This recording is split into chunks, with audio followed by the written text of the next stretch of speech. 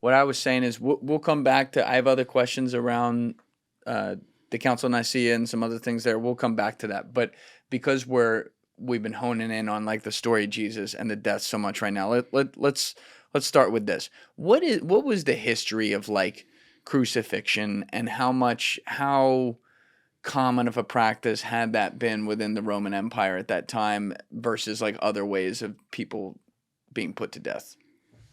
During the Great Persecution, you're talking about? Like No, like during when Jesus was crucified. Oh, you're talking about crucifixion. Yeah. Oh, that's what the Romans were doing. This is like well documented that the Romans used crucifixion for the worst outlaws. So they wouldn't crucify their own Roman citizens unless it was something horrible. I don't know. I can't think of any on the top of my head. Well, wasn't Jesus technically a Roman citizen? No, Paul was. Wait, what? All right, explain that. Paul was was living in the Roman Empire. Yeah, Paul. Well, here's okay. Good question. People don't. A lot of people don't know this. I've never heard this explained. The Roman Empire has senatorial provinces, and they have imperial provinces. The senatorial provinces are Italy, Greece, Carthage, and I think North Africa. And they're scrunched in the Mediterranean. Right. And those are the senatorial provinces. There's more rights there. Meaning they have representatives. There's more representatives. They have more rights. They get more funding, all that stuff. And then in the outskirts, which is Judea, which is Asia Minor, which is the outskirts. They're like Puerto Rico. It's exactly. They're the imperial provinces. So they still claim that land as part of the Roman Empire. But it's the imperial. We took over this land. Got it. They're not our people. Now you could have citizenship in an imperial province, but it was hard to get it. Okay. Way harder to get it. So the Judeans were not necessarily their religions aren't legalized and they're not recognized as the Roman imperial religion, but they're allowed to do it. They don't want problems. They're not trying to like make people do things they don't want to do. Yeah. They want people to be happy. Yeah. So like they just want you to pay your taxes and honor Caesar and just do it, stay out of everyone else's way. But you were saying their own Roman citizens they wouldn't crucify. They wouldn't crucify. Crucifixion is so horrible that they would do it as a way to deter people from doing whatever the person got crucified for. And so like people who were like religious fanatics who were like claiming to like take down the Roman Empire through their divine power, that's a problem. That needs to be stopped. And not only does it need to be stopped, we need to make a message for anyone who tries to do this, that they'll be crucified and they're going to have a horrible, the worst death you can imagine all day long. You're just dying slowly. Now, but there's multiple ways they would do it. One would be they would nail people in. The other way would be they would literally tie their arms and it would take days, I think, to die, right? Yeah. So did they just do both of those? I'm sure it depended on where you were and who's doing it. Got it. Because this is not easy to do. Right. So imagine trying to do this to somebody. I couldn't do it. So like you got to think. So whoever's got to do this, do they want to draw it out, or do they want to just get it over with? Right. So my guess is, depending on where you're at, who's doing it, it probably was different everywhere. Okay. There probably was a different way of doing it, and there might have been someone who just didn't want to do crucifixions. They just wanted to do a quick, I don't know, stab or something. Yeah. I don't know. The second big question I had here is kind of at the center of what we're talking about today, just with you and your perspective and your own journey and like how you're looking at all this and evaluating it. But like, based on all your research and what you think, who was Jesus like to you? So, like if we just accept Jesus of Nazareth is a real person, right, and like the bare minimum of what I think he was doing. So I've been to Israel. I spent a whole month there, and I was fascinated by the Galilee, where Jesus grew up. I was fascinated about how Hellenized it was, how Greek. How much they had stadiums there, they have theaters there, they have temples to Greek gods everywhere. There was a temple dedicated to Augustus right around the time Jesus was alive, probably like the 1st century BC. That would have been like 30 minutes from him, like in Nazareth, right there. There's a temple of Pan there. Pan or Pam? Pan, the god Pan. 2 M's? P-A-N. 2 M's. Oh, Pam? No, he's not getting the joke. What's that? Remember from Step Brothers? When he's like, are you saying Pam or Oh, yeah. Pan? Oh, I just remember that now. Pan. Yeah. That's funny. Damn it. So they have a Right over his head. Yeah, it went right over me. I thought you were like Pam Anderson or something. I was like, what? No. Pam? No. Anyways, no. So it's very Hellenized in comparison to when I went to Jerusalem. Not Hellenized, not as Hellenized. Very more traditional, very more Jewish. But in the north, it was way more Romanized and Hellenized in that, especially in that period. Looking at the research and Sure. when the theaters were built, and it seems to be projects of Herod the Great in the 1st century BC, build all these building projects all over Israel, and completely got the place up to par with Roman standards at the time. Did a great job. Jesus would have grew up in that. Yes. So he would have been. Sepphoris is the big city hub for where Nazareth is. So he would have. You're saying he would have been in some ways culturally Hellenized. Yeah. So think about it like this: New Jersey, right now, with Hoboken, New York City is the big city, right? Right. That's where everyone goes to go do stuff. Nazareth would be like Hoboken, and New York City would be like Sepphoris, the big city. Walking distance too. Yeah. So you can literally walk from Nazareth to Sepphoris. It's the same general area. Yeah. It's literally 2 hills on the same area.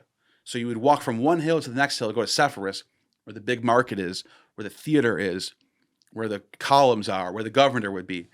And Jesus would have probably been there during a time where there's plays going on. And I think he was educated enough to know what the cultural milieu was. He was able to read the times and understand what was going on. And that's why I think Jesus, there's this, they call it the Q theory.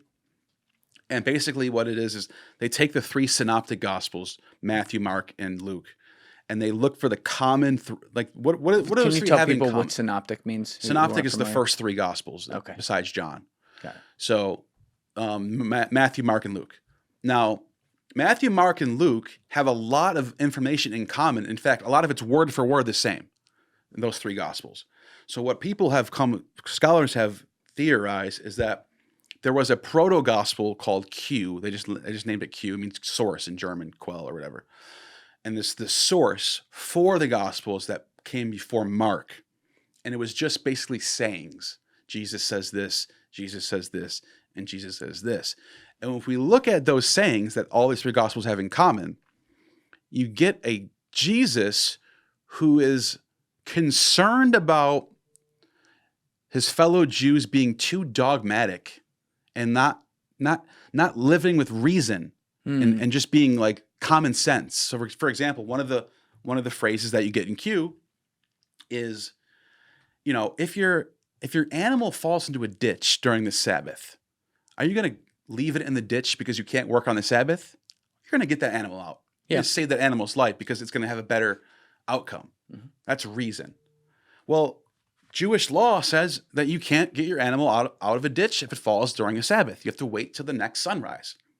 So the animal might die in the ditch. You might lose the animal.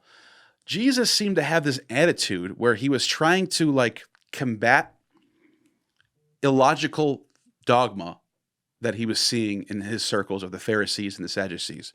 And I think he was trying to reform his religion to be more worldly, to also to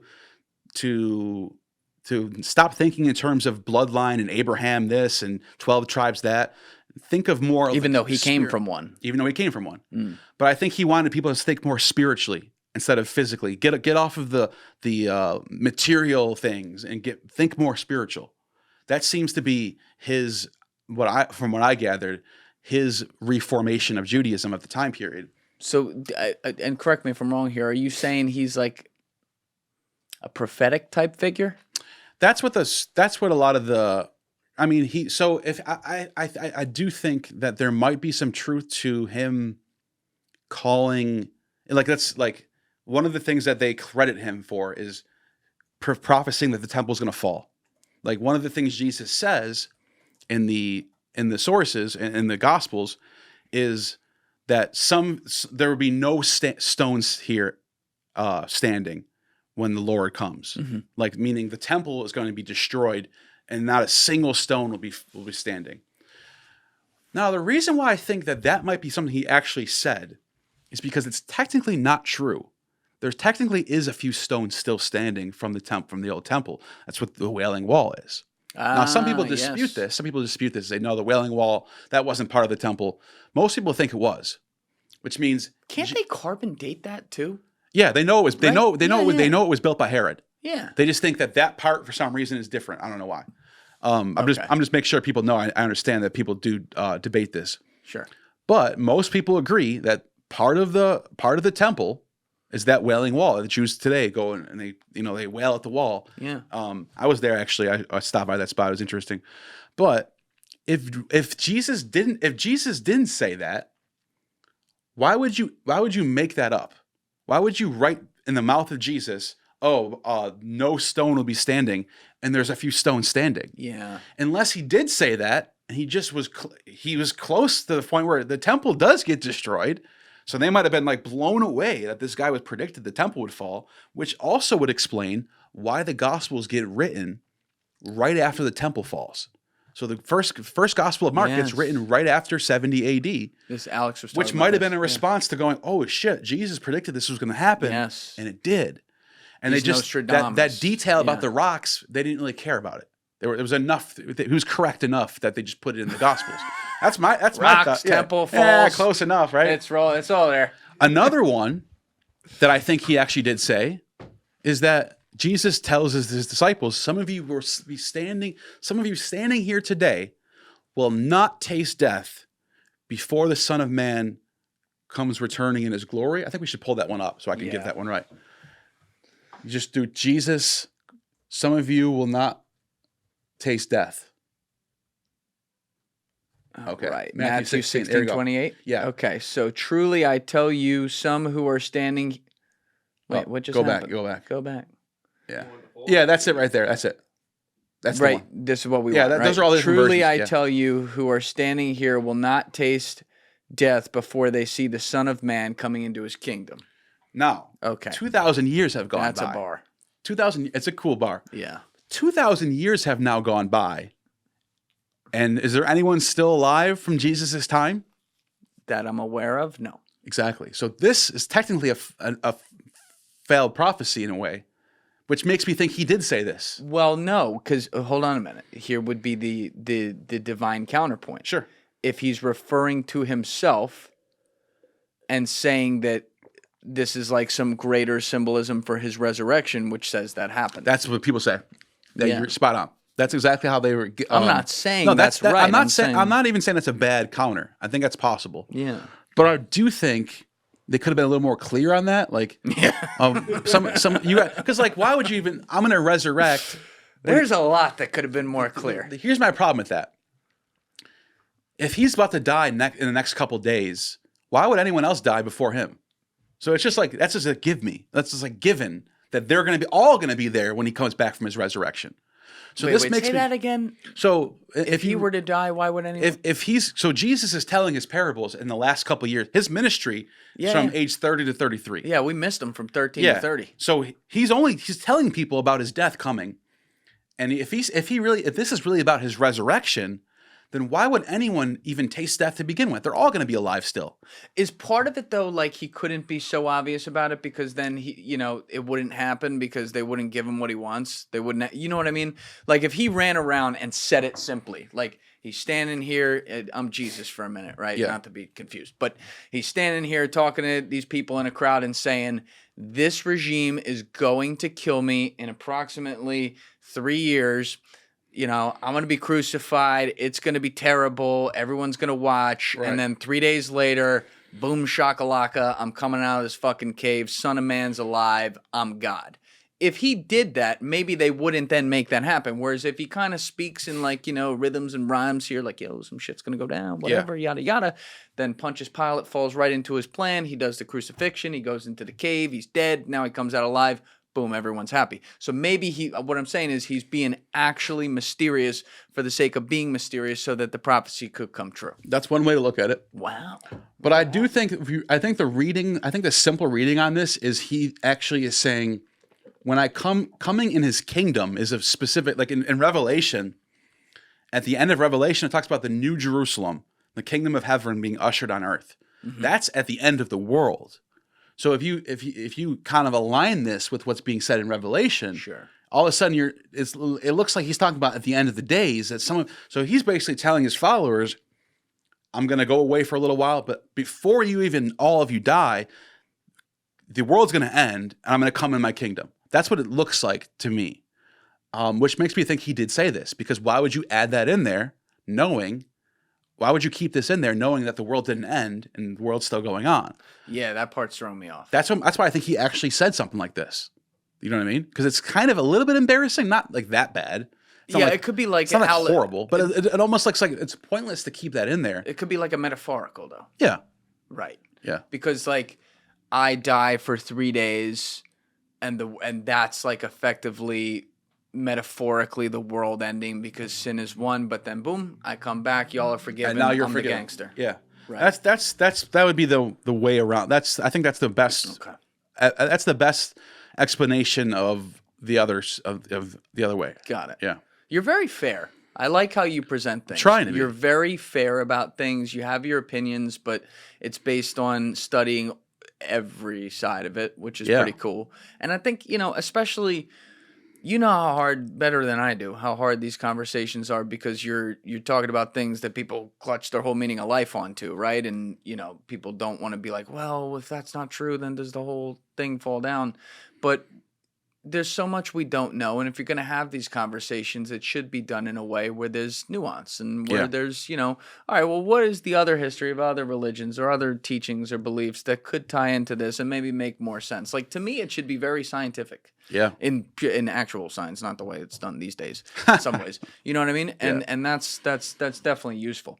But going back to the Council of Nicaea, because there was a lot there that we got off. Yeah. Was this also where, like, obviously the Catholic Church as we know it is a male-dominated church. They have nuns, but they don't. They're just there. They're there to cook the food. Yeah. No offense, but like they made it all about the men doing stuff. Is that how Jesus really wanted it, or was that edited? I think so. I think it was, because I mean, like, going off the Gospels, for example, you have Martha and Mary and a bunch of women around him. They're anointing his feet and they're deciding on which oils are being used. And people are being pissed about it, and he's defending them over the guys. Right. He comes off as very egalitarian and allowing women and men to have high roles in his ministry. Also, you have in some of these early Christian groups, there was women in the church who were chosen to be the Sibyl voice, the prophetesses. There was a group called the Montanists. The leader's name is Montanus. Okay. And he was the one who baptized Tertullian, who's called the father of Western Christianity, Latin Christianity. So this was a big deal. Montanus's movement, though, was led by a group of women who were like leading the church. Like they had high roles in like for second century, third century, first 3 centuries before the Constantine Roman era. Women had high places in the church. It's not until the Romans, I think the Romans didn't like that. So I think when you get to past post Council of Nicaea, when the church is now a Roman entity, that sort of gets cut by the wayside, and then that whole idea is nonsense. There's another story about Valentinus that I talked about earlier. His successor, his name was Marcus. They call him Marcus the Magus, and his ministry, he changes the name from Valentinians to Marcosians, and he takes his ministry to France, and he becomes like the first real church in France in the 2nd century. But his ministry was also ran by women. He also had women and their role in the church was to be the oracle, was to get the visions from Christ and tell him what Christ is saying. And he got caught, according to Hippolytus, he got caught putting psychedelic drugs in the Eucharist and giving it to women. Yeah. What kind of drugs we talking? It says a purple drug. I can show this to you too if you want to pull it up. Let's pull it up. So type now in we're talking. Hippolytus, Hipp. This is going to be fascinating too. It's Hippollytus. I got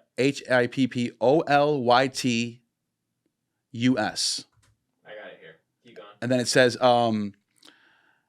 Against Heresies, and then Marcus, Markus. It should come right up as New Advent, the website. New Advent? Yeah. All right, let's pull the window over. Respell the thing, the Hippolytus. Hippy Hippolytus. Ollytus. Hippolytus. Okay, so refutation Hippolytus. That's the first one, I think. Okay. You want to read this? So, yeah, I'll read it for you. Can you just do a word search and type in Marcus? M-A-R. There it is. There's 26. Yeah, keep going down. That's up. Marcus and refuted by go Irenaeus. down. Oh, is this Irenaeus? Yeah, there it is. Here it is. Okay, cool. So look at this. A certain other teacher among them, Marcus, an adept in sorcery, carrying on operations by sleight of hand and partly by demons. This is a church. This is a saint that's writing this. Saint Hippolytus is writing this. So this is an official. Got a lot of keywords. This is an official church text. Okay. And this is from the late 2nd century, and he says, partly by sleight of hand, partly by demons, deceive many from time to time. This heretic alleged that there resided in the mightiest power from invisible and unnameable places, and very often taking the cup as if offering the Eucharistic prayer and prolonging it to a greater length than usual, the word of invocation, he would cause the appearance of a purple and sometimes red mixture, so that his dupes imagine there be grace descended and communicated that to the potion of a blood-red potency. The knave, however, at the time succeeded in escaping detection from many, but now being convicted of the imposture, he will be forced to desist from it. For infusing secretly into the mixture some drug that possessed the power of imparting such a color, as alluded to above, uttering for a considerable time nonsensical expressions. Yep. So they're tripping out, right? Yep. He was in the habit of waiting in expectation for the drug, obtaining a supply of moisture might be dissolved, and being intermingled with the potion might impart to the color. This sounds like GHB psilocybin. Yeah.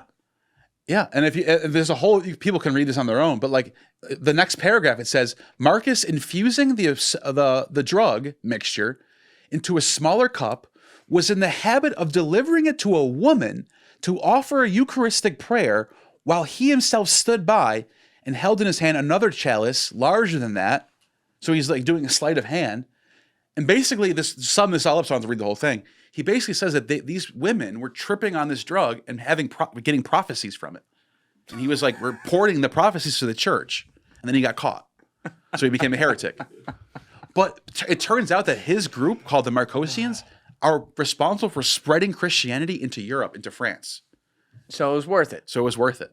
His job was done, even though he got caught. So he took an idea that he viewed as truth, decided to spice it up a little bit to create some lies, to spread it so that the original truth could actually be spread, but it's now going to be sprinkled in some stuff that maybe isn't so true that's going to cause the problem and muddy the waters moving forward. Yeah.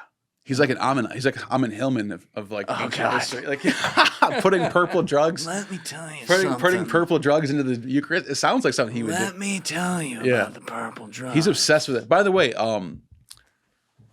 the burning purple thing, it's kind of made up. The burning purple. The Ammon Hillman's theory about the burning purple. Like he always talks about burning purple. Yeah, and all can this. you explain the theory to people and then explain why it's made up? This is one of the sources that he points to, but there's a bunch of sources all throughout everywhere that mentions once in a while you get like the priest might have purple stained lips or something. What's one source? Or there might be another source that says if you burn Murex shells, you burn the purple, it has medicinal properties to it. So Ammon Hillman takes this and runs with it and says that like there's this drug called burning purple that everyone in antiquity was using, and it's like completely. And then he was telling people that Karl Ruck's a great scholar. Yeah. He agrees with me on this. He completely backs me up on this. We asked Karl Ruck, what are your thoughts on the burning purple? He goes, what? He didn't even know what it was. So Ammon is full of shit, dude. He's full of shit. He's 75% fascinating and 25% just full of shit. There's a lot going on there. Yeah. Whatever that is, but Interesting guy to listen to. But talk. that's one of the sources he likes know? to point to. Yeah. Yeah. The other one is the Borborites. The Borborites? Yeah, there's this other group called the Borborites. This is another one, Alex. And mentioned. they're affiliated with a group called the Nicolaitans that are mentioned in Revelation. Okay.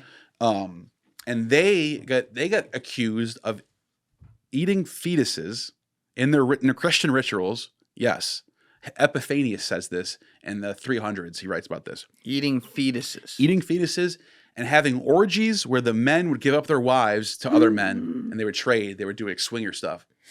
And then he says that they have their own gospel called the Greater Questions of Mary. And in this gospel, Jesus comes to Mary and says, unless you drink my semen Oh, no. and eat my flesh, you cannot get to the kingdom of heaven.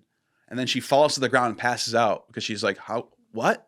This is what it says. Wait, and eat my flesh? Eat my flesh and drink my it's that the word they use in Greek is like emission, which is like semen. Yeah. And he says that is First one the makes sense. Eucharist. That is in order to get to the kingdom of heaven, you have to do this. And she falls to the ground. He picks her up and goes, "Why are you have such little faith?" And it's like, how about a blowjob? yeah, Epiphanius, so Saint Epiphanius, who's writing in the 4th century, is reading about this and going, "These are fucking heretics, dude. These are the worst heretics I've ever seen." Or That's what he said. Jesus was a G. Yeah, or maybe. Ammon Hillman thinks this is a true story. Of course he it's a does. 4th century source. Of course he So does. you got to take it with a grain of salt. And Epiphanius, there are no sources that mention this before the 4th century. So you got to go, is Epiphanius just trying to, you know how people today will be like, "Oh, Hillary Clinton eats babies." Oh, yeah. That's probably what was going on with these people. That's, you know what's They're fun? probably- I didn't even want to say it to draw attention to it, but that is exactly the example that was going through my head when you were saying that. That's why. Where it's just, let's take someone who's already corrupt or already bad, or in this case, not, you know. Maybe and they were let's doing just- some shit. Let's make them the worst you could possibly be. It's like, this is why we can't have nice things. That's you know? that's what most scholars say about the Borborites. They think that they might have been real, but the details that are given by Epiphanius might be overdone. I got you. Like they're just trying to badmouth them. I got you. You know. What about, like, because we got in this talking about the, I guess, maleitization, it's not a word, but malifying Masculinity, the masculinity of the church as it became. But, you know, there's talk that one of the banned gospels is, talking some evidence of it, it appears that one of the banned gospels, for example, is Mary Magdalene. Gospel of Mary, yeah. And That's then- a great text, by the way. Yeah. So what's the story there? When was that discovered, and what evidence do we have of what's being said in there as a narrative being true? That particular text is not actually part of the Nag Hammadi scriptures. It's part of a different collection of texts they found. I forgot where they found that one, but I think it's dated to the 2nd century. Okay. And in that particular text, Mary is trying to tell the other disciples that Jesus gave her secret wisdom that no one else has, and they're all doubting her. And I think it's Peter who comes to her at the end. He comes to her aid and says, "Who are you guys to judge her? If Jesus did give her the secret knowledge, then we should take this very seriously." And then it abruptly cuts off because we lost all we have is fragments of it. So, and it's a very fascinating passage where Jesus is saying, like, to Mary, she goes, "What is sin?" And he says to her, "There is no sin. You just call it sin." It's a very, very weird, strange, doctrinal stuff going on in this. It's very, very Gnostic. Very hippie. Yeah, very Gnostic. Yeah. But like basically the whole point of the story is that Mary was given this secret wisdom that no one else has about the kingdom of heaven. And if you want to know about it, read this gospel. That's basically what it's at. Is there, whether it be in this gospel or in other things, this is a question I always ask people who look at this stuff. Like, is there evidence to point to a relationship between the two? Like, I mean, you just pointed one out Mary with Magdalene. an extreme example, but that's what I'm saying. Like Jesus actually having a relationship with a woman, because at some point, you know, the church decided to teach, that's an interesting word to put there, but teach that, like, Jesus was sacred. He came from the Virgin Mary. he did not take a partner on this earth or whatever. Right. Like he's divine, he's above us. And yet I've never fully grasped that because I'm like, okay, if you go with the narrative that he's the son of God, let's play with that for a second. What would be so bad about him having A child. not even that, but before that, having a wife or a companion here on earth? Like, I don't know. understand. I don't see the problem with it either. I don't see any problem with But it. I do think in Matthew and Luke, and I think John too, there's the depiction of Mary, and I think in one of the versions is Martha, anointing his feet with oil and wiping off the oil with her hair. It's a very intimate scene. Yes. And you can almost see like are they trying to tell us something here? Was there something going on? Why Mary Magdalene? Why is she the one brought up all the time? It's almost like there's like an underlying narrative that's not necessarily like in your face, but it's in the background of the Gospels that Mary Magdalene and Jesus had something going on. Yes. You almost get that vibe from reading all the Gospels. Isn't there one of them where he says he doesn't use the word wife, but he refers to her As a woman, yeah. as his companion? There's another word there. This is somewhere in my head. Forgot, but I think you might be right about that. But you just made me think of something else, though.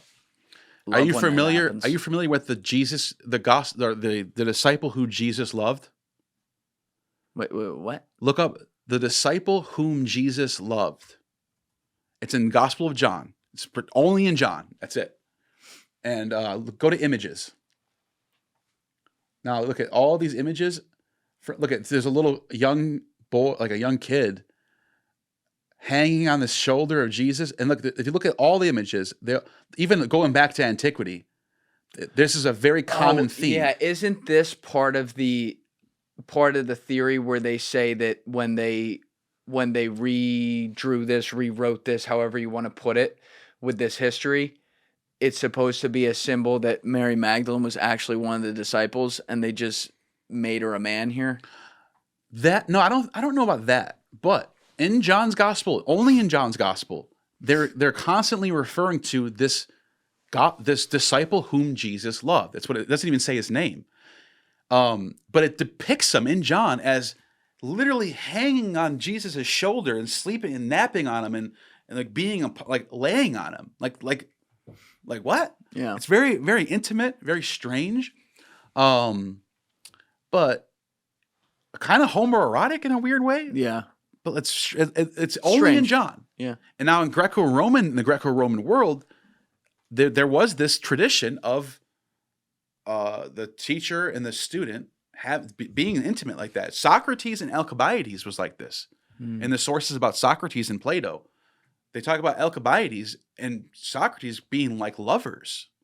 So I don't know if John's Gospel, as you pointed out but earlier. It's only in John's. Only in John. And by the way, John's Gospel is the Dionysian Gospel. It's the most Greco-Roman out of all of them. Interesting. And it has this tradition in there. It's almost like this could be another Scorsese example. It's almost like giving a nod to the people in Greco-Rome who had this traditions of this like teacher beloved. They call him beloved. That's an unfortunate nod, but I see where you're going. And Socrates had his beloved, who was Alcibiades, and they're saying Jesus had a beloved student, and then most scholars think that's John, that John is young in John's Gospel. He's telling the story about himself in a weird way. When approximately did John write it? Was that after the temple? John is the last gospel. Most scholars think John's the last gospel, probably around the 110s or something, maybe even 120s. Oh, so he would have been. There are some who think 90. There are some people. So he would have been old. More conservative scholars will say Mark is 70, Matthew and Mark are in the 80s, and John in the 90s. But he would have been old. He would have been super old. Okay. And then there are others who think John didn't even write the gospel, but they're attributing it to him. What did they do? I don't think I've ever asked this before. I just, every time we talk about these topics, I think of like new things, like common sense type, like, well, how would this have worked or whatever? But when the gospels were written, on the page, like literally like that, it's not like they had a computer or anything. Right, it's on papyri. What did they do with the gospels? Like John finishes the gospel. Yeah. What happens to it? So what they would do is they would have a scribe copy them in a library, and there'd be a copy that would stay in Alexandria's library. There'd be a copy sent to the Antioch library. There'd be a copy sent to, and they would just start making copies, and they would just start delivering them to different churches, different libraries immediately. That's how you preserve text. That's how it's all about one person writes it, give it over to the scribes, they copy it and they send it out. But with such a small percentage of the empire, or you could even say the earth at that point, actually, when the Gospels are written, actually ascribing or believing in Christianity, for example, those texts aren't nearly as important until later when the following grows and people are going and visiting the libraries and are like, oh shit, here it is, here's the record, and it suddenly takes on a life of its own. Meaning I could write, I'm not an author at all, I haven't written a book, but I could write a book right now that, little do I know, is a fucking thriller, and it's going to be like the next Great Gatsby or something. And at first I sell it on my own on Amazon. You know, it does fucking 10,000 copies or something, but it grows a cult following. And then 4 years from now it has 100,000 people who have read it, and then 1 million 10 years from now. And suddenly, like, now people are like, I got to get to the original thing that was written down because that shit's a legend. Okay. Yeah, and that's kind of how the Gospels take on the life of its own. Yeah, because at the time when Christianity starts to dominate and become popularized, we're like you mentioned, as centuries have gone by, and the original context is not really known unless you're basically appealing to the church to tell you what the context is. Yes. And they're going to go through what their doctrines are, what their dogma is. So they're going to give you a Trinitarian. They're going to filter it through their dogmas. And then when you actually take each gospel, one individual by itself, and stop trying to unify them, you'll see that each gospel has a different way of telling the story, and they're not necessarily all aligned. All right. Well, we've started referring to it already, even going with like the Gospel of Mary, but there's other banned gospels as well. You've studied all the ones that are available. Can you just go into the history of when some of the notable ones were written and why they were banned and what the process was there, such that they didn't make it into the lexicon? So there's different apocalypses. Like the Apocalypse of John is a famous one that was central to like the Sethians and other different Gnostic groups that were around in Alexandria and stuff like that. And in this one, the reason why this one gets so banned so quickly and heretical is because in this particular source, you have a demiurge who creates the world, and the world is evil. And this is what we're all trapped in this. We're all souls trapped in our bodies. And so like this is completely diverting from what's in the Gospels. There's no demiurge in the Gospels. Now the term demiurge is well known at this time in Platonism. Because Plato's Timaeus calls the creator, the word demiurge, demiurgos in Greek means creator. So this concept of an evil creator is floating around in early Christianity. And Marcion was one of the people who had a similar idea. But this particular one is like, there's this idea that they call him Yaldabaoth. It's really Yahweh. It's got Yah, maybe because they throw Yah in the front, it's the same. But it says Yaldabaoth, and it's the God. Basically, it's the God of the Old Testament, according to these people. But like for some reason, this God thinks he's in charge of everything. He thinks he's the only God there is, but he's mistaken. And really, he's actually subordinate to other gods that are above him, including one of them being Sophia, which means wisdom in Greek. So that's the Apocalypse of John is this text that I'm talking about. It's probably a 2nd century text. Okay. I wouldn't push it. I wouldn't push it later than that or earlier than that. Why do you say like that's when the 2nd century is when the Gospels are being written everywhere. All different Gospels. It's an explosion of different Gospels being written. Christianity is growing. Christianity is in its like creative early days. Got it. And so Alexandria was an interesting place where you have a mixture of Pauline Christians and Christians that were considered Gnostic. And they're all living together and thriving together. They don't really hate each other yet. But those people in those times are taken seriously. They're not like whoever wrote the Apocalypse of John probably was writing to a big audience of people that would read that stuff. He probably didn't think, oh, this is going to shake some feathers. He probably thought that Christians believe this stuff. It's just that it's so wildly diverted from what you get in the Synoptic Gospels, and it's so complex. The demiurge and the ions and Sophia, it's too much for the average person to follow. Yep. So I can see why it falls away, but at the same time, I think those, when we look back and say that's heretical, that was wrong, that's not a part of the canon, we're doing it in hindsight. So at the time when this stuff gets written, it's being written for Christian audiences. There still are, even all the way through the 5th century, 6th century, there were still like the Gospel of Philip and the Gospel of Peter were still like floating around in Christian circles. It just was never officially included in the biblical canon ever. But were there people that were like, this can't Reading be it. in there? Meaning like the gatekeepers who were like, this can't be in there because of... Yeah, like you start, like Origen is one of the big ones who start getting into like which books are good, which ones are bad. The Gospel of Thomas, Origen hates it. Why did they? He just thought it wasn't aligned with the core teachings that he believed in. Like the Holy Trinity type deal, stuff like that? No, because Origen wasn't a Trinitarian. This is before that. But he thought that the message that Thomas was given was, Thomas has a very Docetist Jesus, very shadowy figure. It's not focused on the resurrection and the death and resurrection. It's only focused on just wisdom sayings of Jesus. Origen was like, no, this matters. The death and resurrection, the physical appearance of Jesus matters. Where Thomas wasn't really concerned with that.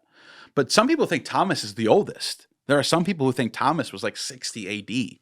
Based on just how primitive it sounds. When you go through Thomas, it does come off as like very primitive, but very unaware of later stuff.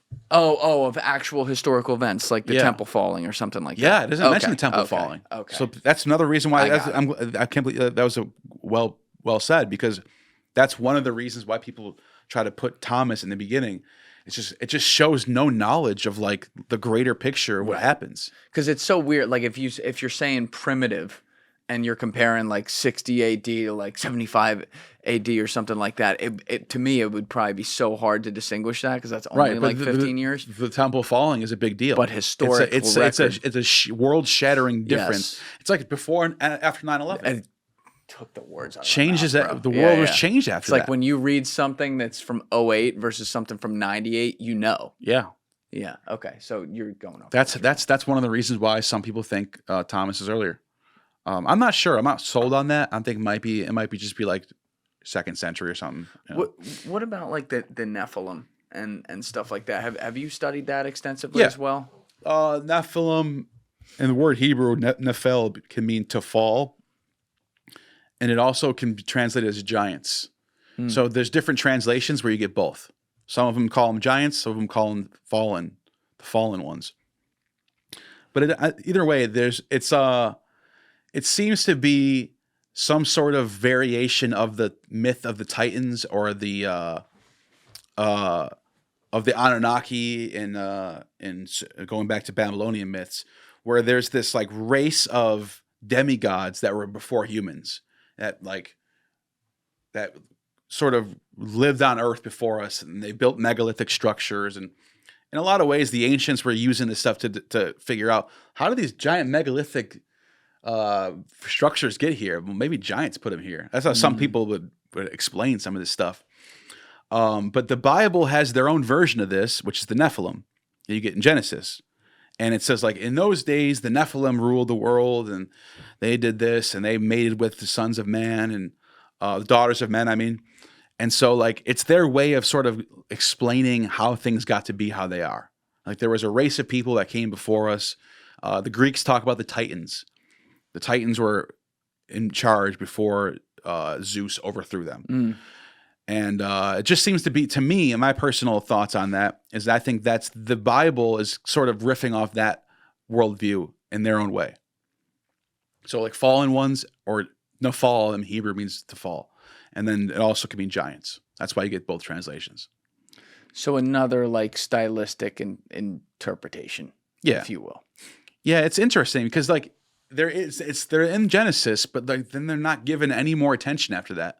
Like the giant in this day, the giants were ruling, and it's like, okay, and then like the rest of the whole Bible, they never talk about it ever again. Don't worry about it. Yeah, never. Yeah, it's like it's almost like why even have it in there? Yeah. But it also highlights that the Bible, Genesis, for example, is very, it's what it is. It's bits and pieces being put together into one source. So like that gets brought, somehow that made it in the cut. Yeah. And who knows where that even came from? It probably came from something else, you know? I think the Bible has a lot of that going on. It's very splintered. Yes. Like there's parts of the Bible that allude to polytheism.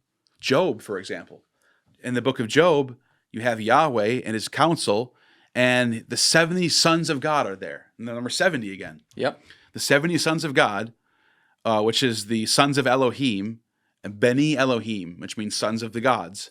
Sons, it literally means sons of the gods. And then Satan's also there too. And it says, and then this Hasatan, the opposer, which that's what it means in Hebrew. Then the opposer came, and they start talking about Job. But like that to me, I don't know how you describe that other than polytheism.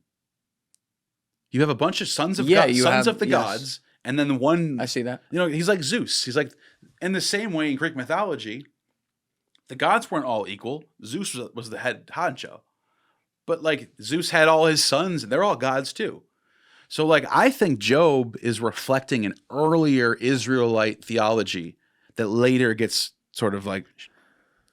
It's kind of wild though, because you have all these words written, and then you had people early on amalgamate them and say, this is what it means. Therefore, this is what we teach. And you've highlighted that very well today, all the early wars, if you will, that happened within the church trying to formulate itself.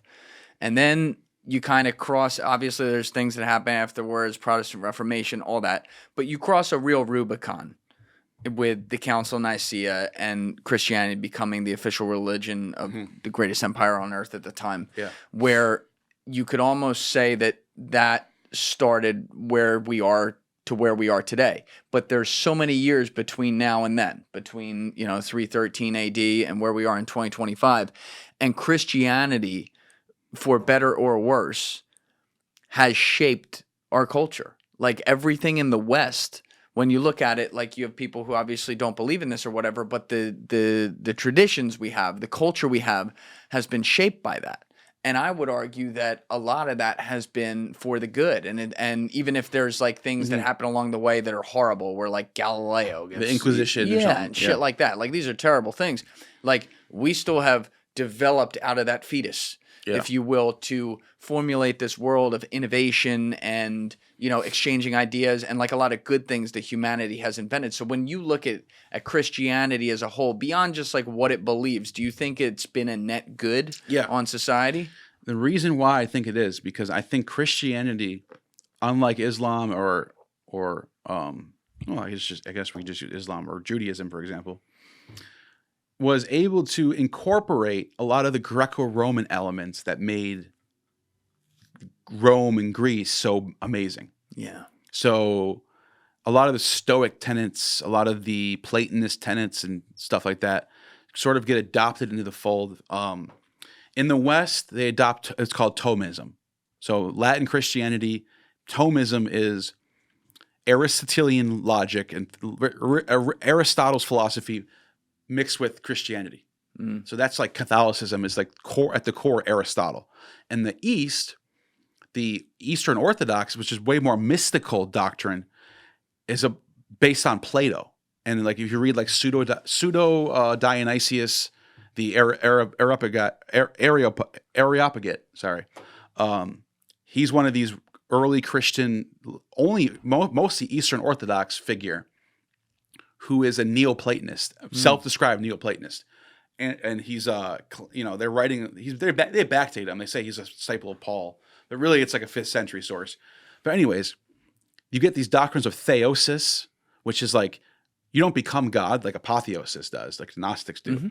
But in Eastern Orthodox tradition, you can become one with God through a process called theosis. This is a mystical doctrine that's only found in Eastern Orthodox Christianity. Catholicism doesn't have this. So what you get is you get these two different churches. One of them is like Aristotelian. The other one's very Platonist. But the reason why I think that's a net good is because they sort of usher into the world, in the Renaissance, for example, what you get is you get a culture that hasn't forgot where it's came from. So you still get all these great things about Greece and Rome are still influencing the world, whether people are even aware of it. I just walked past a building on the way here, in New Jersey with beautiful Ionic columns. I know what one you're talking And those about. are Greek, Yeah. ancient Greek Yep. columns. Yep. And it's like that is like our standard of beauty. It's incredible. That the Greeks, pagans handed that down to us. And that's why I think Christianity, even though it's, people might call it cultural appropriation. I don't know. You know, people say that. They're cultural. No, I actually think cultural appropriation could be a good thing in the sense that Christianity brings to the world I see what you're saying. a lot of these great things that Yes. Greece and Rome had. They didn't forget about it. They didn't just Yes. like completely, because there was this iconoclasm phase happening in the 6th to 9th century AD, where there was a lot of debates on, should we have images in our churches?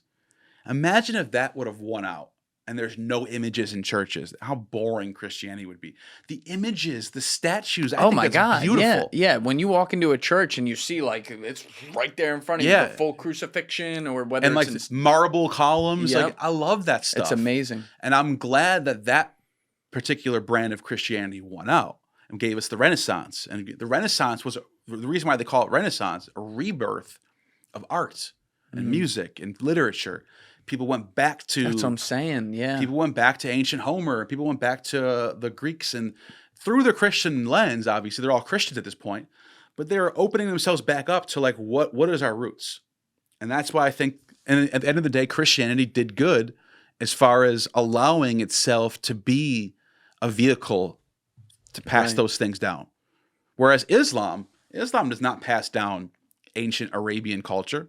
It doesn't. I mean, very little, like very like basic stuff. But they don't have like I was reading some pre-Islamic Arabian religion stuff. It's pretty fascinating stuff. Islam pretty much just adopts Judeo-Christian thought.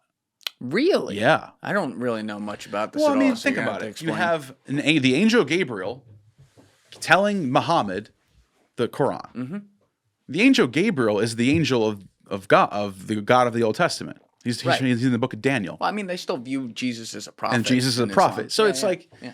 they're taking this culture and then infusing it over this culture, and then you end up getting Islam. But like Islam doesn't necessarily carry this sort of ancient Greco-Roman or ancient Arabian, should I say, traditions with it. It's sort of like killing its old self for a new self. You know And what I mean? just following more modern Arab traditions. Yeah. That includes some stuff It not includes some always of it. positive, by the way, that has Some of it, lived on. some Persian stuff too. Like Right. you could see some of the stuff that you find like Zoroastrianism making its way into Islam. Mm. You know, there's also like Byzantine legends that get brought in the fold. But anyways, the point I was making is like Christianity, unlike anything else, has this like ability to sort of like use its past, the past of Greco-Roman like culture, as like Yes. its own thing. Yeah, that was You know. when I lived in Rome. I used to just walk everywhere, and every building, no matter how unknown or not important historically it might be, the architecture and construction is just so beautiful. It's eclectic. It's rich, but not even ostentatious in most cases. Yeah. And I guess, I was looking for that. Like when I came back to America, I'd naturally like kind of look for this stuff. And when you walk through New York, obviously way different city than Rome in a lot of ways, but at the base and some of the base buildings and some of the art and architecture design, you can see that. And it's like, this is built, 2,000 years after Rome was. Yeah. Or something like But that. but it's still still influencing there. architecture today. That's right. And so yeah, like the Christians sort of it's more like it's not closed off to adopting like ideas that might be considered pagan or something like Yeah. that. You know what I mean? Like for example, when the Christians would take over it, there's a letter from Pope Gregory from the 6th century writing to a bishop in London. And the Romans are just taking over this London at this point. That's early days yeah, of yeah. London. Yeah, Oh yeah, this is way earlier. And the Romans are like moving past London, and they're going to more deeper lands where there's the Celts are living, and the Druids are over there, pagans.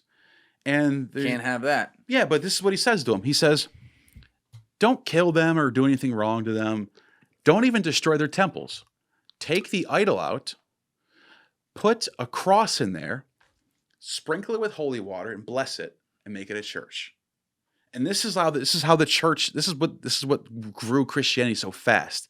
Is their ability to sort of go into other holy spaces, Slap a cross on it. reincorporate it, and it made people happy though. Because Wait, it made 'em happy? the Druids this is their holy spring or whatever, some waterfall or something, or a mountain maybe, some holy spot, some tree that they worship, that was now converted into a church, and they thought it had power. And they were more likely. They were more likely to continue going there even after it got converted. This was part of their playbook. Like Paul in Corinthians is telling the Corinthians to go and eat meat sacrificed to idols. If you want to pull this up? Yeah, please. Paul, Corinthians, meat sacrificed to idols.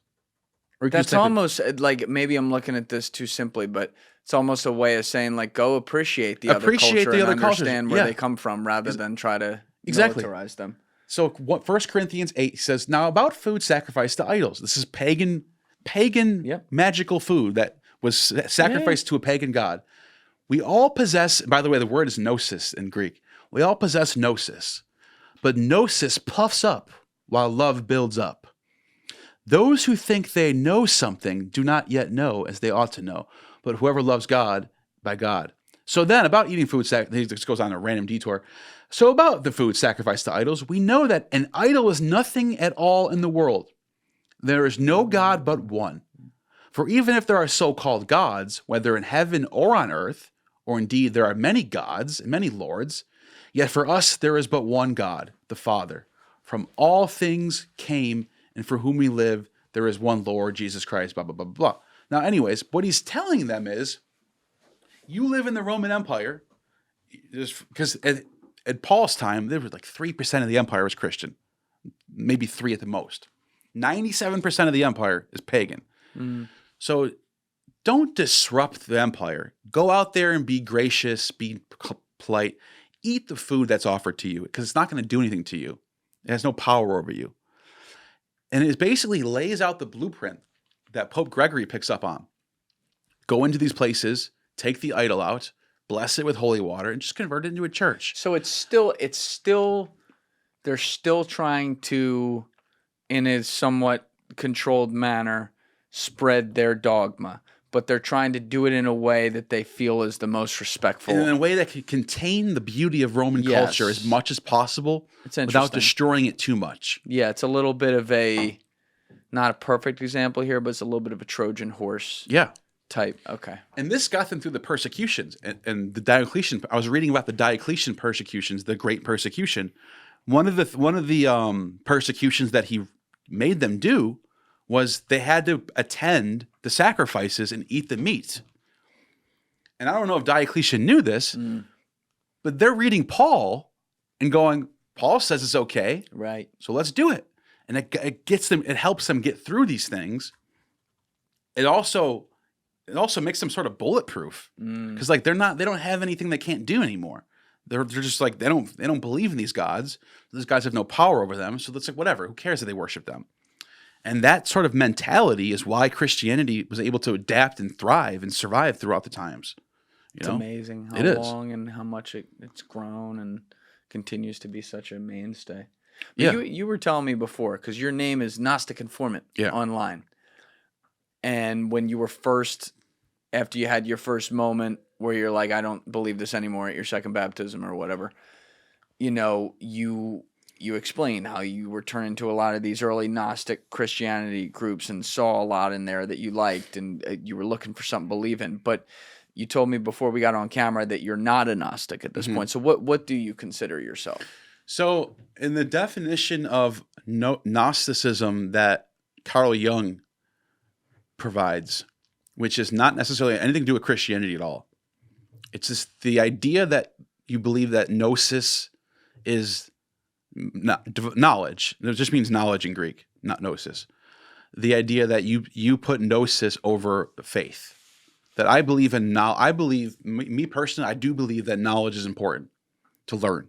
To learn about science, to learn about mathematics, to learn about history is important for not just knowing things, but also developing your own character and also learn, how you go about the world. I actually do believe that concept makes a lot of sense.